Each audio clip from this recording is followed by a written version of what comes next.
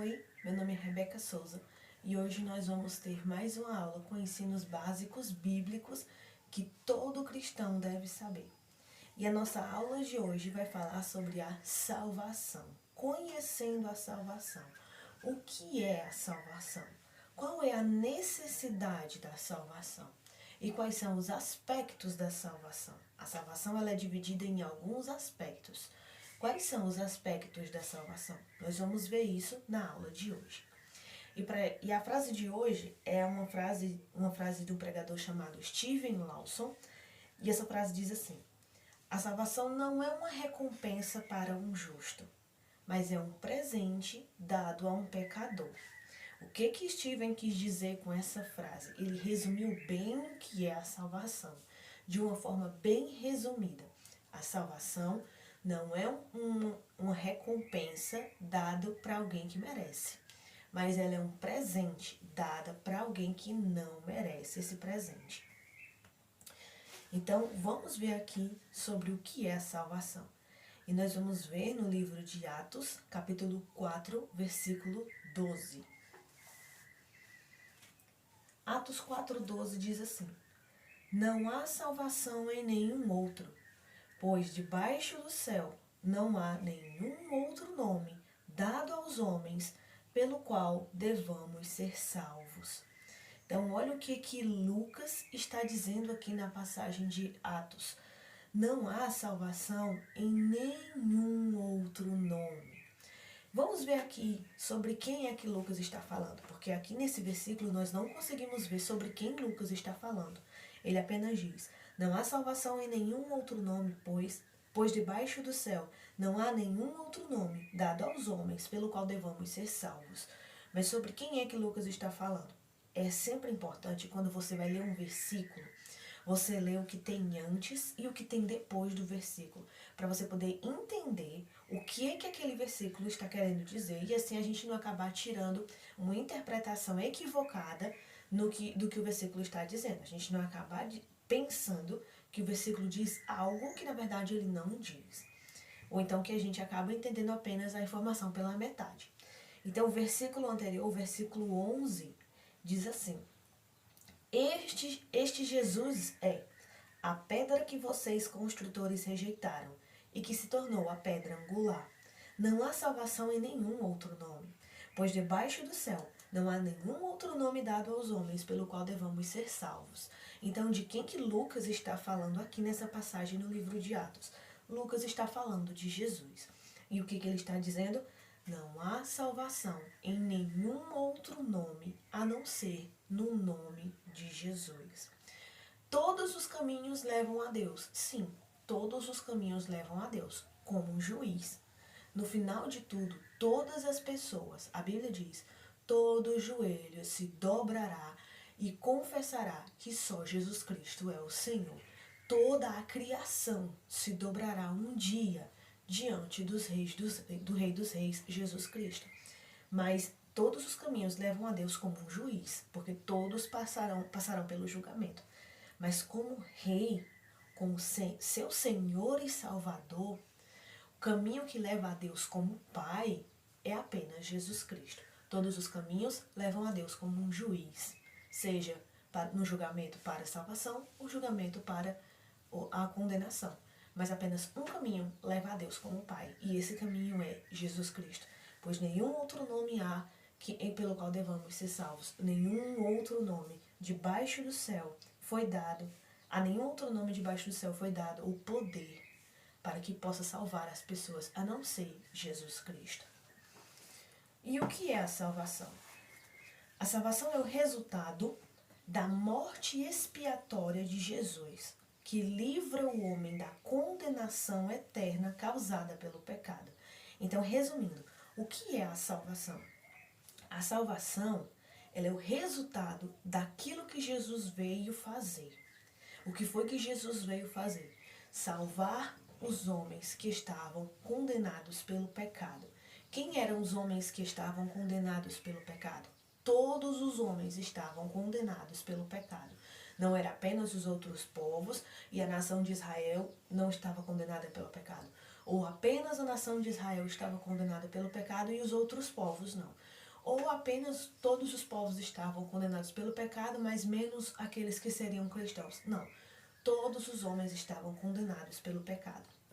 Romanos 3:23 vem nos dizer que todos pecaram, todos, e por isso estão destituídos da glória de Deus, estão afastados da glória de Deus, não têm mais direito a entrar na presença de Deus. Então, o que ele quer dizer? Todos os homens, quando ele usa a palavra todos, ele abrange tudo, raças, épocas, línguas, idade, sexo, ele abrange tudo, todos os homens, do começo ao fim da história. Todos os homens, mulheres, crianças e velhos, ricos e pobres, de todas as cores, de todas as línguas. Então, todos estão debaixo do pecado. E Jesus Cristo veio, sendo Deus, se fez homem, se encarnou, veio como um ser humano na barriga de uma mulher chamada Maria.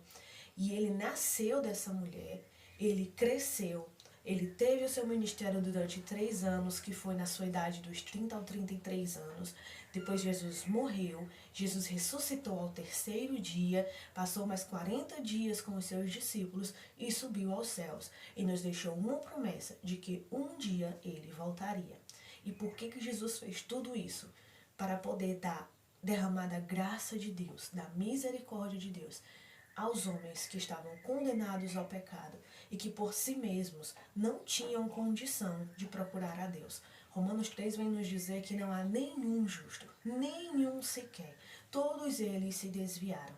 Ninguém busca a Deus. Ninguém quer saber de Deus. Então nós não teríamos como procurar a Deus por nós mesmos, porque nós estamos caídos em pecados. Efésios 2 vem nos dizer que nós estávamos mortos em pecados. E um morto, ele não tem condição de escolher alguma coisa. Se alguém quer, por exemplo, uma pessoa morre e ela vai deixar bens, antes dela morrer, ela tem que dizer para quem vai ficar os bens dela. Se ela tem vários filhos, é antes dela morrer que ela tem que dizer, olha, para filho tal eu deixo isso, para filho tal eu deixo isso, para filho tal eu deixo isso. Então ela tem que dizer antes dela morrer, porque depois que ela morrer, ela não vai ter como dizer isso para ninguém.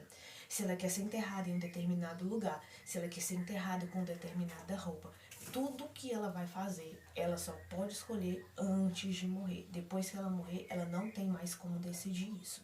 Então, Efésios 2 vem nos dizer que nós estávamos mortos em pecados. E como um morto, nós não tínhamos como procurar a Deus. Nós não poderíamos nunca na vida, nós por si mesmos, pela nossa própria vontade, procurar a Deus. Dentro do homem não ficou nenhum resquício de bondade que pudesse escolher por Deus. Se não fosse Jesus Cristo ter morrido e ressuscitado e derramado da sua graça e misericórdia sobre os homens, dando a eles a oportunidade de se converterem e confessar o nome de Jesus, os homens não fariam isso.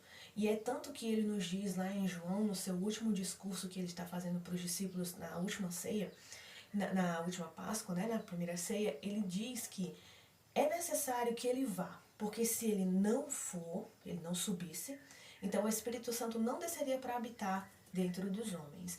E quando o Espírito Santo descesse, ele seria o responsável por convencer o homem do pecado, da justiça e do juízo. Do pecado porque os homens não creem em Deus. Da justiça porque Jesus subiria. E do juízo porque o príncipe desse mundo já está condenado.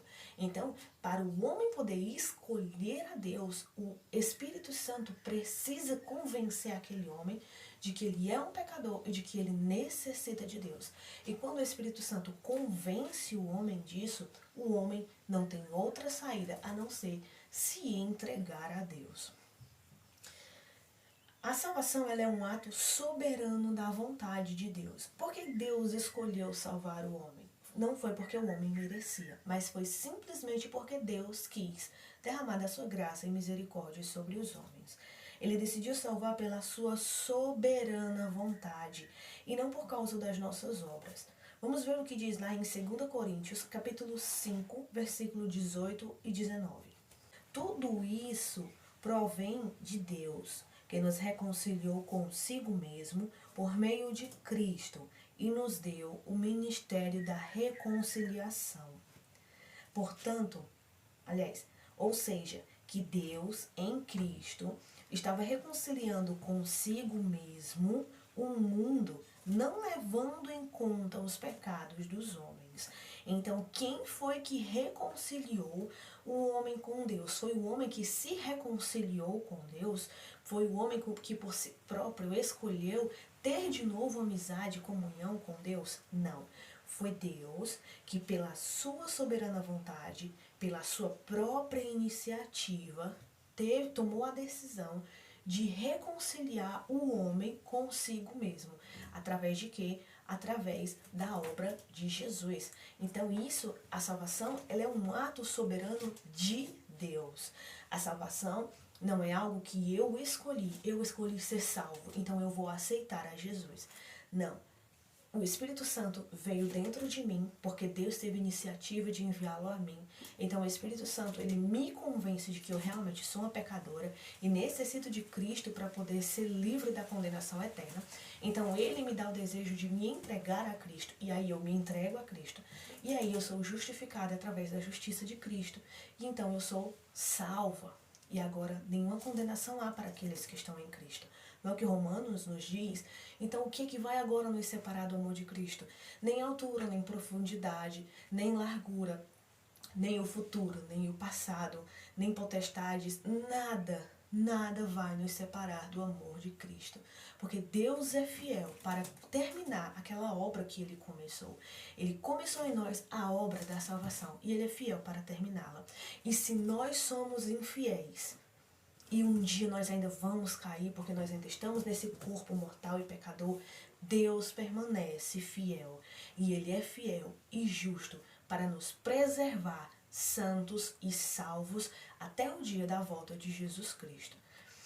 Então, quem foi que teve a iniciativa da salvação? Foi Deus. A iniciativa é de Deus. Mas por que Deus escolheu salvar os homens? Foi porque os homens mereciam? Não, os homens não mereciam. O que Romanos nos diz? Todos pecaram e por isso estão afastados da glória de Deus. Então ninguém merecia. Romanos 6:23 ainda nos diz, porque a recompensa pelo pecado é a morte, mas o dom de Deus é a vida eterna. Então, se todos são pecadores e estão afastados da glória de Deus, então a recompensa que todos merecem é a morte eterna, é a condenação eterna. Uma recompensa é algo que eu tenho direito. Se eu trabalho um mês inteiro, no final do mês, eu tenho direito de receber o meu salário. E se o meu patrão, o meu empregador, não paga o meu salário a que eu tenho direito, então eu posso ir na justiça e entrar com um processo para receber o meu salário, porque eu tenho direito àquele salário. Eu trabalhei por aquele salário.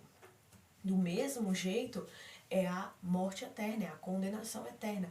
Todos os seres humanos são pecadores. Romanos ainda vem nos dizer que por Adão entrou o pecado no mundo. E por causa disso, todos os seres humanos se tornaram pecadores, porque todos são descendência de Adão. E o que ele diz? E pelo pecado, a morte entrou no mundo. E é tanto que todos os seres humanos morrem. Por que será que todos os seres humanos morrem? Porque todos os seres humanos são pecadores. A morte é uma recompensa dada ao pecador. E alguém só morre, um ser humano só morre, se ele for pecador.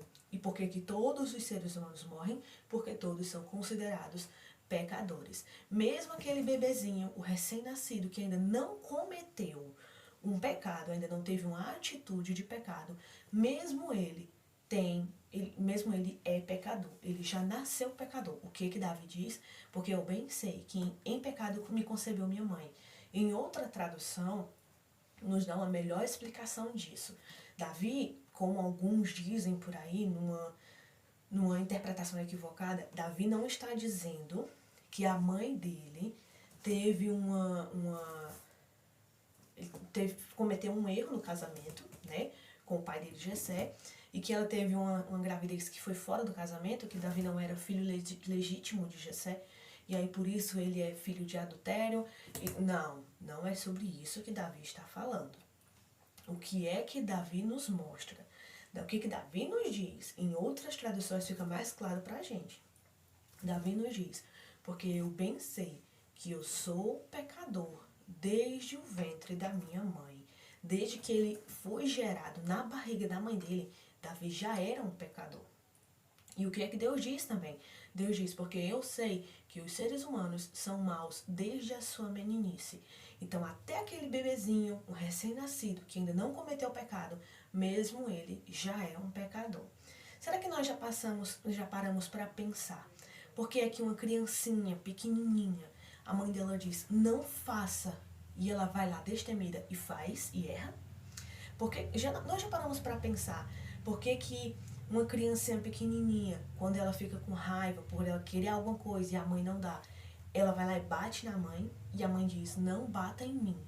E ela vai e faz sempre?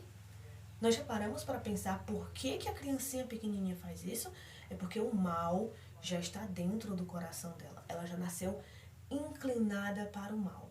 E as suas atitudes naturais, os seus instintos naturais, são inclinados para o mal. Portanto, até a criancinha pequenininha, ela faz coisas erradas. Por quê? Porque ela é um pecador. Esses são os primeiros pecados de uma criancinha pequenininha. A Bíblia é muito clara em nos dizer que o ser humano é pecador desde o momento que ele é gerado dentro da barriga da mãe dele. Então, todos os seres humanos são pecadores. Como recompensa, merecemos a morte, a condenação eterna. E o que Deus fez? Por sua soberania, ele escolheu salvar os homens dessa condenação eterna e mandou o seu próprio filho para encarnar como um ser humano, para viver entre nós e ser humilhado e rejeitado, apesar de ser o criador da criação, porque dele, por meio dele, para ele foram feitas todas as coisas. Mandou o seu filho para poder morrer no nosso lugar e então nos dar a salvação.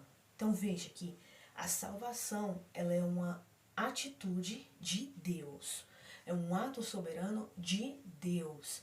E Ele nos dá, não porque merecemos, mas porque Ele, por sua soberana vontade, graça e misericórdia, escolheu entregar a sua salvação aos homens, homens pecadores que não mereciam essa salvação.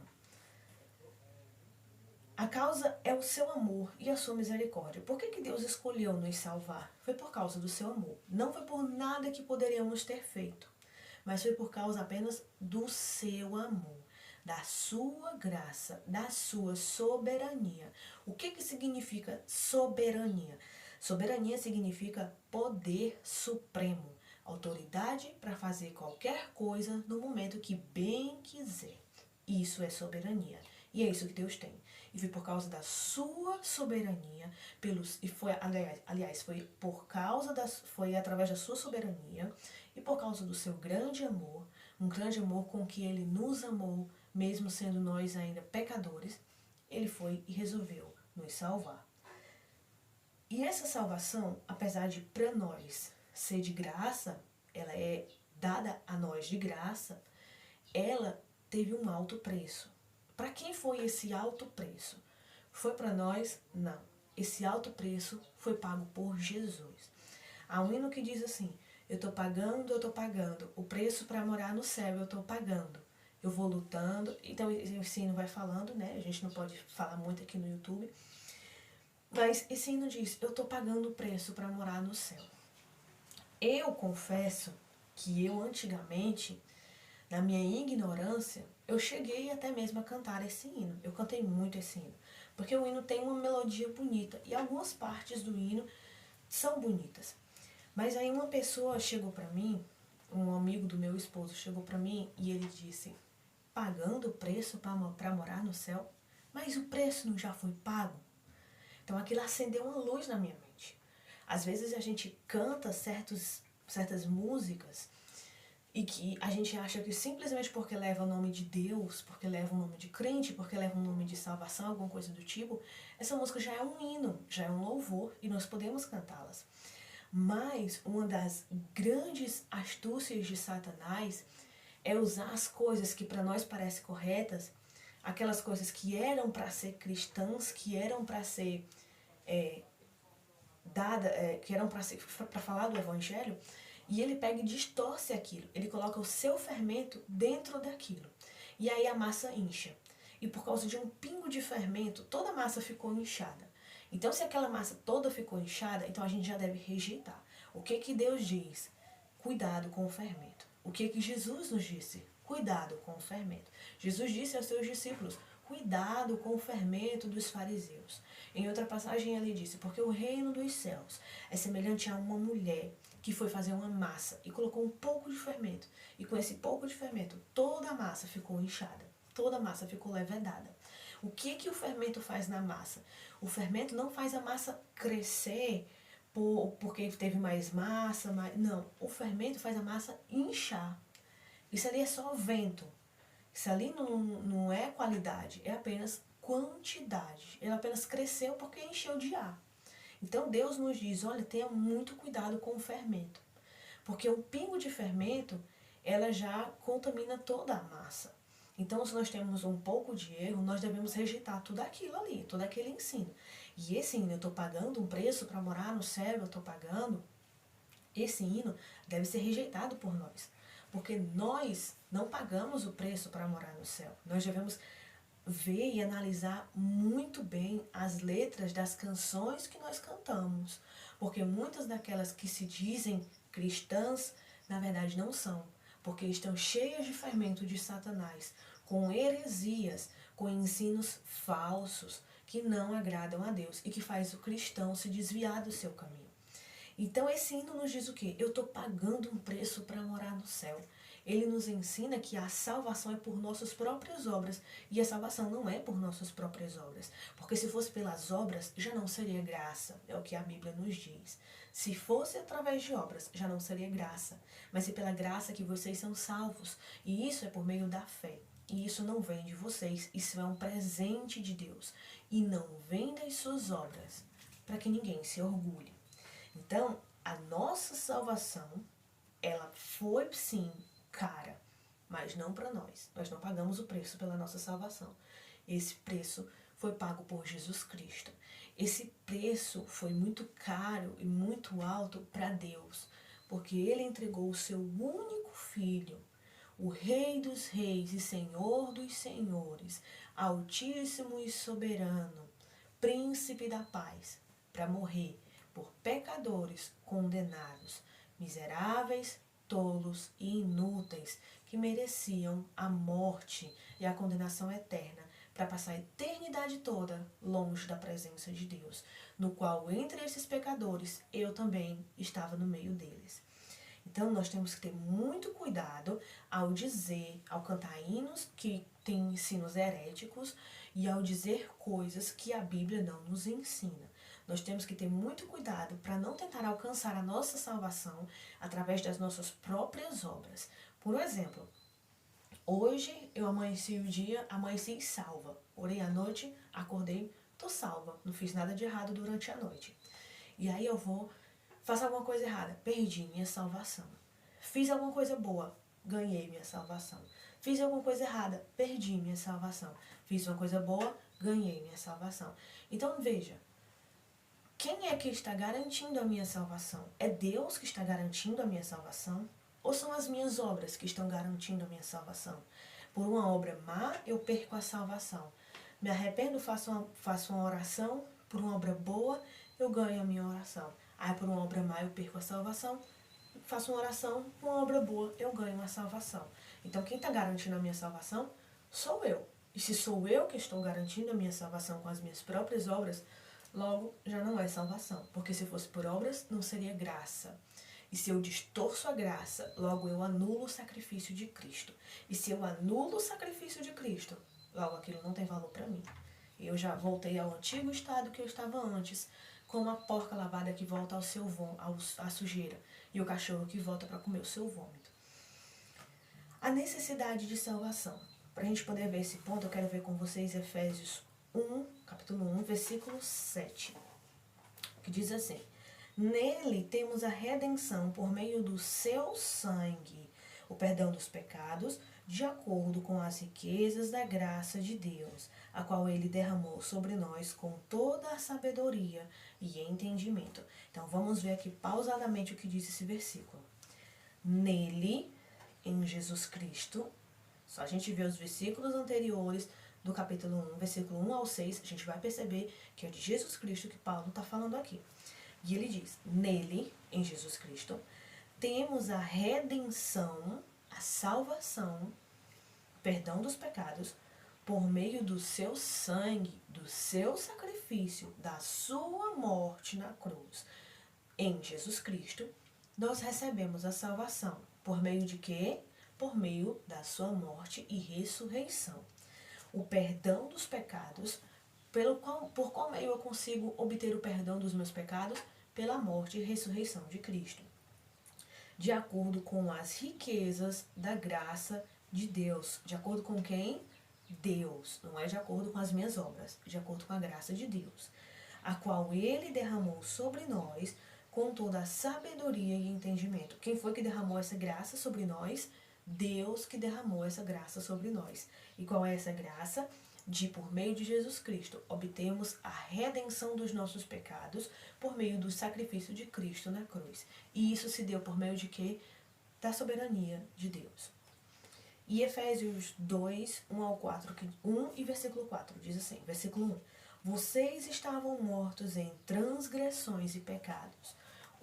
Como que nós estávamos? Qual era o nosso estado antes da salvação? Estávamos mortos. Mortos em quê? Em transgressões e pecados. Então, nós estávamos mortos no pecado. Todos pecaram. Quem pecou? Todos pecaram. E por isso estão afastados da glória de Deus. Romanos 6, 23. E a recompensa pelo pecado é a morte. Então, todos vocês estavam mortos em pecados. Versículo 4 do capítulo 2 de Efésios. Todavia, Deus, veja que aqui ele está falando de Deus. Deus, que é rico em misericórdia. Qual foi a causa da nossa salvação? A misericórdia de Deus. De acordo com sua misericórdia, aliás, todavia Deus, que é rico em misericórdia, pelo grande amor que nos amou, deu-nos vida com Cristo. Por que Deus deu-nos vida com Cristo? Porque Deus nos ressuscitou do estado que a gente estava. Porque Deus nos deu a vida eterna, foi porque Ele é rico em misericórdia. E foi porque Ele muito nos amou. Então, por isso, Ele nos deu a salvação em seu Filho, deu-nos vida em Cristo, quando ainda estávamos mortos em transgressões. Pela graça sois salvos. Então, veja o que Ele nos vem dizer aqui. Pela graça, o que é graça? Graça é favor imerecido. Então, vocês não mereciam, mas Deus, que é rico em amor, usou da sua grande misericórdia e derramou do seu presente para vocês, quando vocês ainda estavam mortos em pecados. Vocês ainda nem tinham se decidido por Cristo. Vocês ainda nem tinham escolhido Cristo e Ele já tinha escolhido vocês. Então, isso aqui também nos lembra a passagem que Jesus fala lá no final de João. O que Jesus nos fala? Não foram vocês que me escolheram, mas fui eu que escolhi vocês. E o que João também nos fala nas suas epístolas? Ele nos diz, nós o amamos porque ele nos amou primeiro. Então, Deus nos amou primeiro. E foi um amor muito grande. E graças a esse grande amor, Ele derramou da sua misericórdia sobre nós quando ainda estávamos mortos em transgressões e pecados. E fez Cristo morrer em nosso lugar para pagar a nossa dívida que tínhamos com Deus, que era o pecado. Nosso pecado é uma dívida com Deus. E nós ainda estávamos mortos em pecados quando isso aconteceu. Quando nós ouvimos o Evangelho em alguma parte da nossa vida, isso não quer dizer que a primeira vez que eu ouvi o Evangelho, Deus já usou, já me salvou, já trouxe o Espírito Santo a mim. Não, uma pessoa pode ouvir várias vezes, mas ela só vai ouvir no tempo determinado por Deus. Aliás, só vai entender no tempo determinado por Deus. Então, um dia ela vai ouvir o verdadeiro evangelho, que é através dele que uma pessoa, ela é salva, ela recebe a salvação. A primeira coisa que tem que acontecer, depois de Deus ter derramado a sua graça e misericórdia ainda nos tempos antigos, essa pessoa vai ouvir o evangelho. Porque é pela pregação do evangelho. A fé vem pela pregação do evangelho. Isso nós vimos na aula passada. Então essa pessoa vai ouvir o evangelho. E aí quando ela ouvir o evangelho, o Espírito Santo vai converter o seu coração. E ela vai entender o que o evangelho está dizendo. E ela vai reconhecer que ela realmente é uma pecadora e necessita de Cristo. E então ela vai confessar Cristo. Ela vai escolher por Cristo, porque Cristo a escolheu primeiro. E ela vai amar a Cristo, porque primeiramente ela foi amada por Deus. Então, primeiramente vem a atitude de Deus. É uma atitude soberana da graça e do amor de Deus. E aí depois é que nós tomamos uma decisão, porque primeiro ele fez por nós. A necessidade da salvação. Nenhum ser humano pode se salvar. Para isso, a intervenção de Deus se faz necessária. Romanos 3:23 e 6:23, nós vemos aqui já. Por causa do pecado, o homem recebeu como recompensa a morte. E foram 3 mortes. A morte física, quando o espírito e a alma deixam o corpo e o corpo é enterrado, fisicamente. A morte espiritual, que diz que todos estão separados da presença de Deus. Espiritualmente, nós estamos mortos em transgressões e pecados. Isso nós vemos aqui também. E a condenação eterna, que é a morte eterna. Morrer eternamente não significa que você vai morrer fisicamente aqui na Terra e estando morto espiritualmente aqui na Terra. Se você morrer estando morto espiritualmente, então você vai ser, um dia vai ser dizimado e vai acabar e pronto, se acabou-se. Deus destruiu o corpo, destruiu a alma, destruiu o espírito, pronto, acabou. Não, mas diz que eternamente você vai passar a sua vida em um lugar de tormento. E quem é que vai lhe atormentar nesse lugar de tormento? Não é Satanás e não são os demônios. É a ira de Deus. A ira de Deus é que vai atormentar os homens, que vai... deixa eu explicar de uma melhor forma, para você poder entender. No inferno, a condenação eterna, os homens, eles vão ficar longe da presença de Deus. E a ira de Deus vai ser derramada sobre eles, sem ter nenhuma possibilidade de se entregarem ao amor de Deus e de serem salvos. Não tem mais chance de salvação. Então é a ira de Deus que vai ser derramada em cima deles. E isso vai ser por toda a eternidade. Inclusive, Satanás e os demônios vão estar também nesse lugar que é chamado de Lago de Fogo. E eles vão estar também nesse lugar sofrendo com a ira de Deus.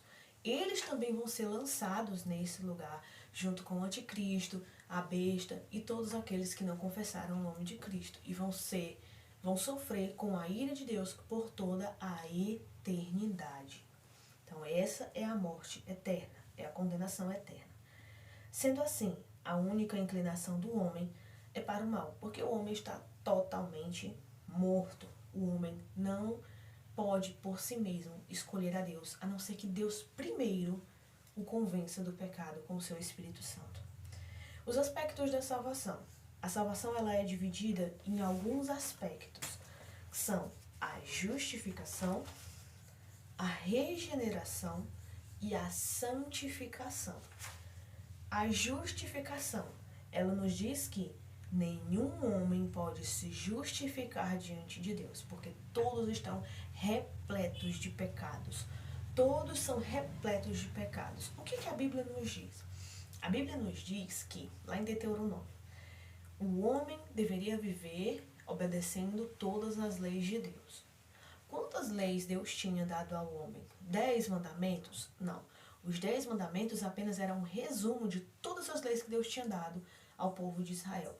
E quantos eram esses mandamentos? Quantas leis tinham ali? 613 leis. Então, o povo de Israel deveria obedecer às 613 leis. E o que a Bíblia nos diz?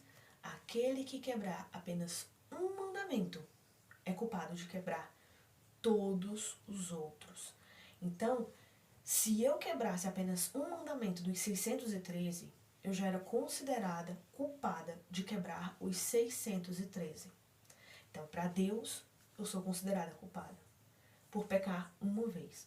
Ah, mas eu nunca quebrei um desses mandamentos, porque não matarás, não adulterarás, nunca fiz essas coisas. Mas vamos ver, será que eu nunca odiei alguém?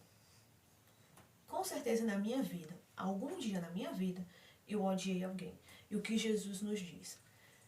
Disseram para vocês, todos aqueles que matar o seu próximo é condenado, é digno de condenação. Mas eu digo para vocês que mesmo se você odiar o seu próximo no seu coração, para Deus, você já é considerado como se tivesse matado seu irmão. Então, olha a força disso aqui. Olha como é grave o apenas odiar alguém. Mas aí nós vamos ver outro mandamento. Vamos apenas nos 10 mandamentos. Nos 10 mandamentos tem dizendo um que se chama não adulterarás.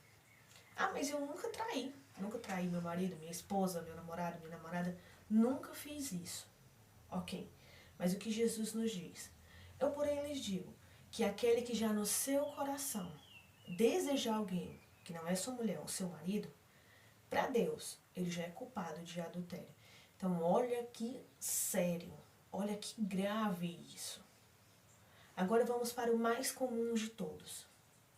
Não dirás falso testemunho, ou não mentirás. Alguém na vida nunca mentiu? Será que nós podemos encontrar alguém na face da terra que em sua vida inteira nunca mentiu? Nós começamos quando criancinhas.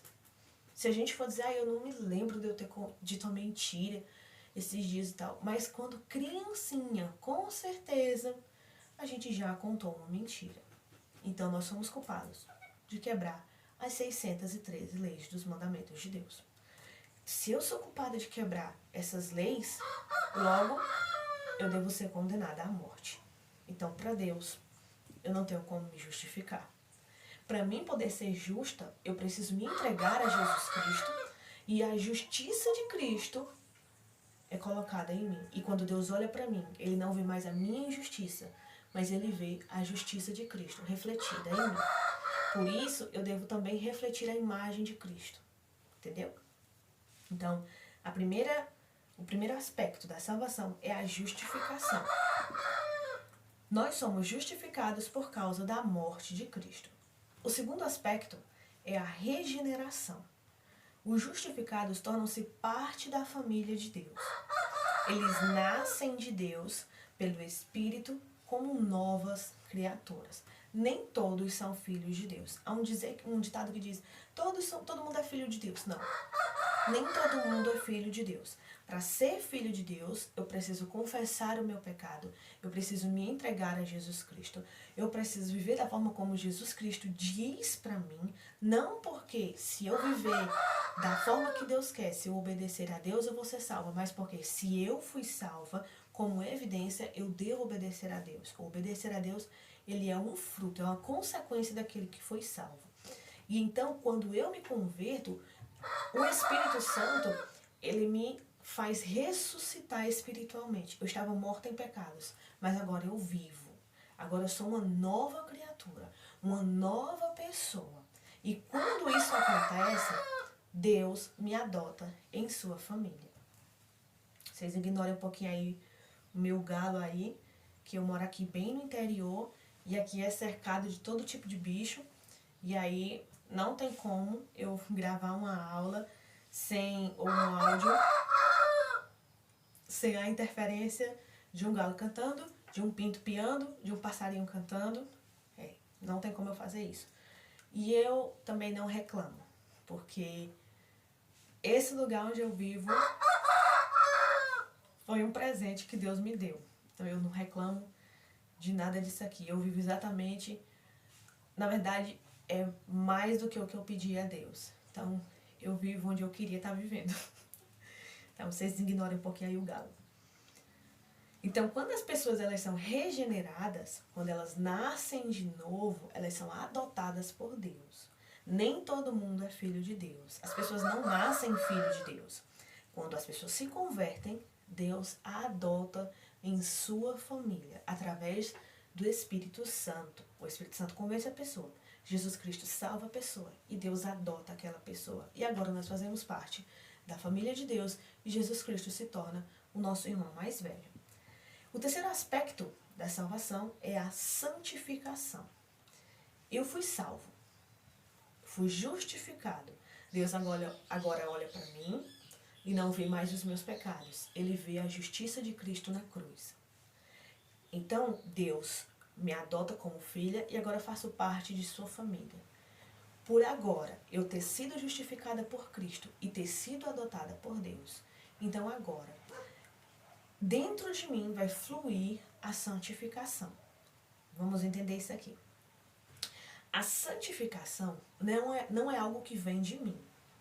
É o Espírito Santo que opera ela em mim. Vamos ver isso aqui. Filipenses, capítulo 2, versículo 13. Pois é Deus quem efetua em vocês tanto o querer como o realizar de acordo com a boa vontade dele. Então, você querer agradar a Deus e você conseguir agradar a Deus, as duas coisas são obra do Espírito Santo. É o Espírito Santo que faz você querer agradar a Deus e é o Espírito Santo que faz você conseguir agradar a Deus. Sem o Espírito Santo, você pode até saber o que é certo e o que é errado, mas você não vai querer o que é certo por vontade própria e você não vai conseguir fazer o que é certo por vontade própria. Você precisa do Espírito Santo para querer fazer o que é certo, ter prazer naquilo e conseguir fazer aquilo. Portanto, a santificação ela é uma obra do Espírito Santo. É o Espírito Santo quem faz com que a pessoa seja santa e que continue se santificando.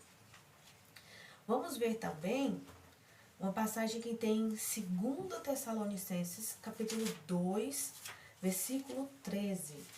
Mas nós devemos sempre dar graças a Deus por vocês, irmãos amados pelo Senhor, porque desde o princípio Deus escolheu. Desde quando? O princípio. Quando é o princípio? No princípio criou Deus os céus e a terra. Então, desde esse tempo da criação, Deus já havia escolhido. Apocalipse nos diz que aqueles que não se ajoelharam e não adoraram a besta foram aqueles que tinham o seu nome escrito no livro da vida do Cordeiro desde a fundação do mundo. Então, Deus o escolheu desde a fundação do mundo. Escreveu o seu nome no livro da vida para que um dia você pudesse ser salvo. Para serem salvos mediante a obra santificadora do Espírito e a fé na verdade. Então, veja, quem santifica o homem é o Espírito Santo. A obra santificadora do Espírito Santo. Eu sozinho não posso me santificar. Se eu me santifico, isso é obra do Espírito Santo em mim. Por quê? Porque eu fui salva. Então, a santificação, ela não é uma coisa que você faz para ser salvo. A santificação, ela também não é algo que você faz para manter a sua salvação, para preservar a sua salvação. Mas a santificação, ela é uma consequência de por que você foi salvo. Santificação não é um meio para se obter ou manter a salvação, mas a santificação, ela é a evidência daquele que foi salvo. A santificação é a prova de que alguém foi salvo. Gálatas 5:22, que é o que nós dissemos aqui nesse instante.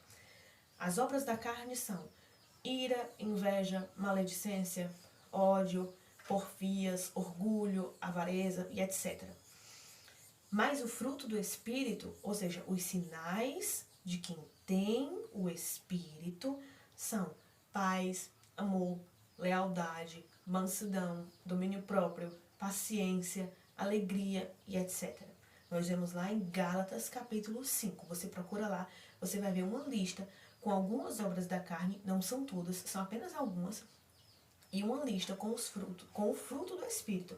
Que na verdade o fruto do Espírito ali não é os frutos do Espírito, né? A paz é um fruto, o domínio próprio é um fruto, a mansidão é um fruto. Não. O amor é o fruto. E o restante são virtudes do amor, são pedacinhos do amor. Aquele que ama se controla, aquele que ama é fiel, aquele que ama é alegre, aquele que ama tem paciência, aquele que ama, ele tem paz e promove a paz. Então, essas partes, elas são virtudes do fruto. O fruto do Espírito é como se ele fosse uma laranja, como eu disse aqui na aula passada também. Muitas coisas aqui eu estou falando aqui, talvez você não entenda bem, você vai lá nas aulas passadas, assiste os vídeos, e aí você vai conseguir entender bem direitinho, que eu estou tentando fazer aqui numa sequência, para que aos poucos a gente possa ir vendo. Então, o fruto do Espírito, que é o amor, ele é como uma laranja. E cada pedacinho daquele, paz, alegria, mansidão, domínio próprio, cada pedacinho é como se fosse um gomo da laranja. Portanto, eu não posso ter uma virtude do Espírito e não ter a outra. Não, eu preciso ter todas as virtudes do Espírito, todas as partezinhas, os pedacinhos, os gominhos do amor que o Espírito Santo faz brotar em mim. Alguns cristãos vão ser verdadeiramente cristãos, vão ser salvos, mas eles ainda não vão ter o seu domínio próprio amadurecido, eles ainda não vão ter a sua alegria amadurecida, eles ainda não vão ter a sua paciência amadurecida. Por quê? Porque nós, quando nós nos convertemos, nós somos como crianças na fé. Então nós estamos começando a caminhada com Cristo. Não é automático.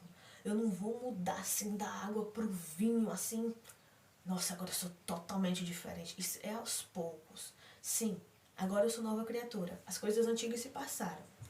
Mas a minha caminhada com Cristo, ela é algo que aos poucos, ela é lentamente. Algumas pessoas são mais rápidas que outras, mas ela é como crianças que aprendem a andar crianças que andam primeiro do que outras na mesma idade, crianças que falam primeiro do que outras, crianças que se desenvolvem primeiro do que outras. Então, cada um a seu tempo.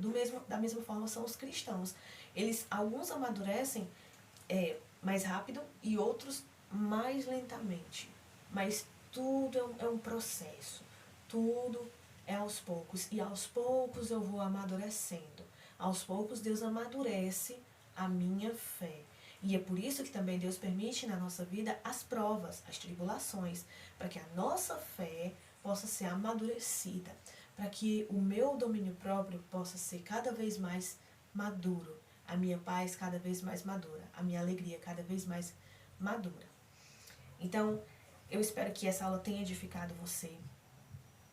Como vocês puderam ver, se você está aqui acompanhando desde o comecinho, vocês podem ver que a cada aula é uma sequência, então cada aula a gente vai tratando um pouquinho mais profundo e vai um pouquinho mais, um pouquinho mais.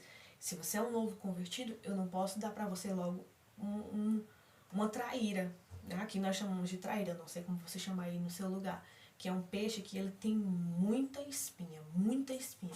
Eu não posso entregar para você uma traíra assim que você se torna um novo convertido. Eu tenho que entregar para você o quê? Um leite. Depois você passa para comida mais pastosa, e aí vai ganhando consistência, até que quando você estiver maduro eu entrego para você uma traíra. Então eu preciso ser aos poucos. Por isso aqui a gente está fazendo aos poucos, é por sequência. E cada vídeo vai se aprofundando um pouquinho mais. Então se esse vídeo tiver edificado você, eu espero que tenha. Eu peço que você curta aí o vídeo, porque aí o YouTube ele vai perceber que esse vídeo realmente é um vídeo interessante e talvez outras pessoas queiram assistir esse vídeo e vai compartilhar para outras pessoas. E aí eu peço que você compartilhe também o vídeo para uma outra pessoa, alguém que você acha que pode ser edificado com esse vídeo, alguém que você quer o bem dele e quer compartilhar um pouquinho da fé com essa pessoa. E peço que você se inscreva também, porque quando você se inscreve e receber e ativa o sininho das notificações, todo vídeo novo que aparecer no canal, já aparece a mensagem para você de que tem vídeo novo no canal, e aí você vai lá para assistir, ok? Então eu espero que esse vídeo tenha abençoado você e até o próximo vídeo.